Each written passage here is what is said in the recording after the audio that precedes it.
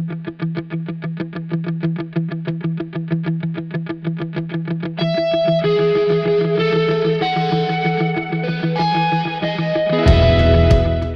right, what's up guys? Bryan Adams here at Kissimmee Muscle Gym. We just did a chest workout with Jimmy Mentis.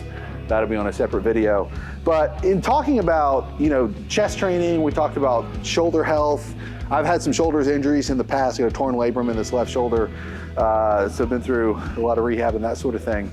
And I just wanted to talk about this because I get more questions about this device when people see me using it in the gym than anything else. It's great, I love it, but I'm surprised more people don't know about this. This is called a shoulder horn. You can buy these on Amazon. We'll put a link in the description of the video so if you want to pick one of these up. I have no financial interest in this company. I don't know the people that came up with this thing. I don't get any kickbacks. I bought this with my own money. So this is purely just for informational purposes. And then one other sort of disclaimer I do want to throw out there is that I'm not giving medical advice to you. This is general information. I am not your doctor. If you have some sort of shoulder injury, you should definitely see a board certified orthopedic surgeon for evaluation. Come up with a treatment plan, whether that be surgical or non-surgical. It may involve some rehab. You should see a licensed physical therapist. So if we talk about the shoulder is inherently a pretty unstable joint just based on the anatomy of it. The shoulder itself is actually made up of a bunch of smaller joints. We mainly think of the glenohumeral joint, which is this ball and socket joint, where the humerus, which is your upper arm bone, articulates with the scapula. And the part of the scapula specifically is the glenoid fossa. So that's your shoulder blade, basically.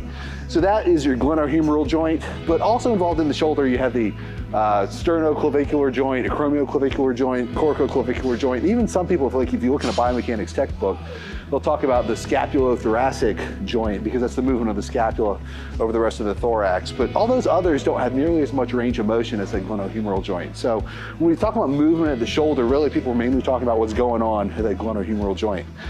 It's inherently unstable. And the reason for that is that fossa, the glenoid fossa, is very shallow. So when that humeral head sits in it, it's not like a deep ball and socket type of connection. It's a very shallow fossa, that glenoid fossa. So there is some translation in addition to the rotation that occurs in that joint. And a lot of the stability of that joint depends on the strength of the muscles that cross that joint. Specifically the rotators, internal and external rotators of the humerus, contribute to that stability because when they contract, they pull the head of the humerus into the glenoid fossa, sort of compressing it, creating more stability in that joint. A stable joint is a strong joint. If you have a lot of instability, it's difficult for you to translate that force from the muscles to the bar. And it's also going to be a more healthy joint because we're not going to have overuse injuries, impingement. We have this bursa, the subacromial bursa that can a lot of times get impinged if we have a lot of instability in that joint, especially with overhead movements.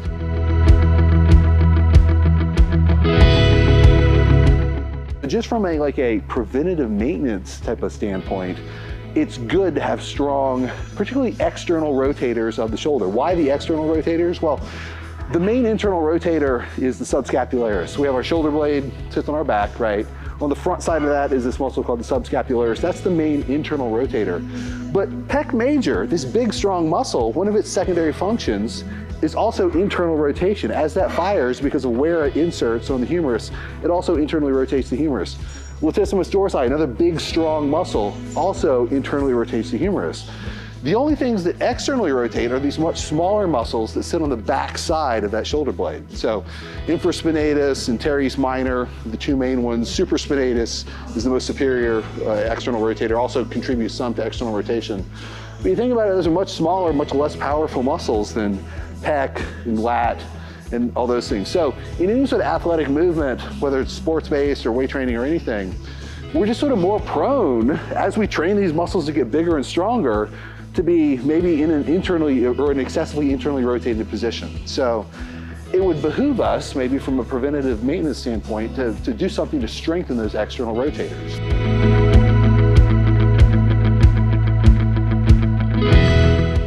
Now, one thing you don't want to do is you'll see people doing this sometimes. They'll grab a dumbbell and they'll be doing this motion. So they're externally rotating and they're internally rotating. But the funny thing is that this dumbbell, gravity is pulling it downward.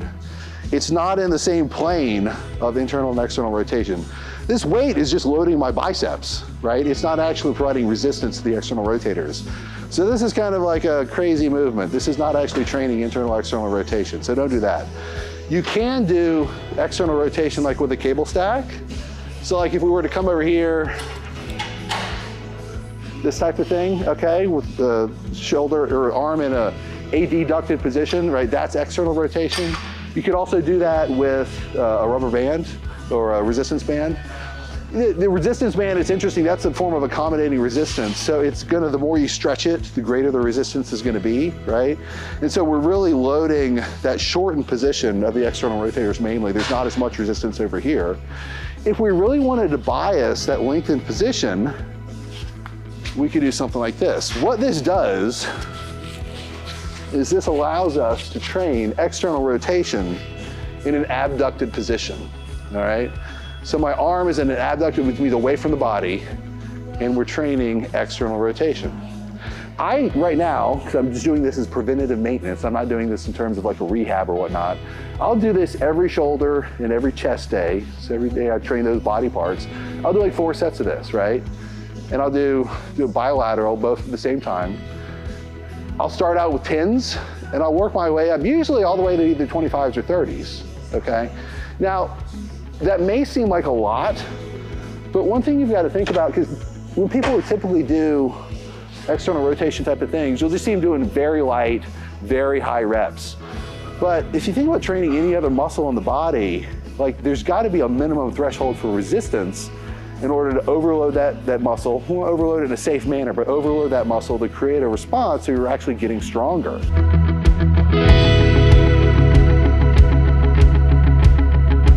Down until you feel like you're sort of nearing your end of range of motion, and then back up, nice and slow. Good. So one of the things about this is, like I said, if we think about the torque around that glenohumeral joint, as he's at the top, that weight is stacked over the axis of rotation. So there's really no resistance at the top of the motion. And then that weight, the resistance progressively increases, or the torque around the joint progressively increases as you go down into that stretched or lengthened position for those external rotators. So the resistance is greatest at the bottom and smallest at the top, which is the opposite of a resistance band. So you're kind of training the other end of the range of motion as if you're gonna do that with the resistance band. You feel that? Oh yeah. Famous strength coach Charles Poliquin, he actually had a ratio that he liked to talk about. If you took your 1 rep max bench press and took 10% of that, he felt like you should be able to perform a set of 8 with external rotation of a dumbbell with like 10% of that. So if you can bench press 300 pounds, he felt like you should be able to take the 30s and do 8 of these. And he wasn't necessarily using that device. He would always have people just prop their leg up on a bench, seated on a bench, and prop the elbow on that and do external rotation that way. But that was really the first thing that really put the idea in my mind that we really need to build some strength with these muscles. This is not just a warm up or whatnot. So typically I'll do like 4 sets, working my way up to either the 25s or the 30s or that sort of thing. And again, I'm talking about in a healthy shoulder. So somebody with no pain, no injury.